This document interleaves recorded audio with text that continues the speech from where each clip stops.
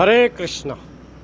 একজন মুসলিম মাতাজি আমাকে লিখে পাঠিয়েছেন যে আল্লাহ মানুষকে অন্ধ করে জন্ম দেয় পরীক্ষা করার জন্য।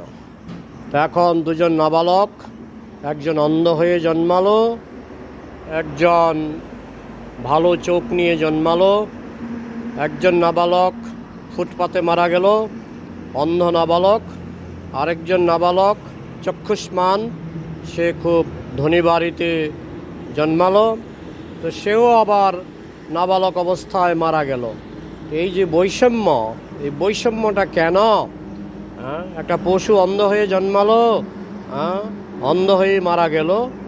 এই যে প্রতিটি প্রাণীর মধ্যে যে বৈষম্য, এই যে দুটো শিশু, একটি অন্ধ একটি চক্ষুষ্মান, দুজনেই নাবালক অবস্থায় মারা গেল, এটা কেন হয়?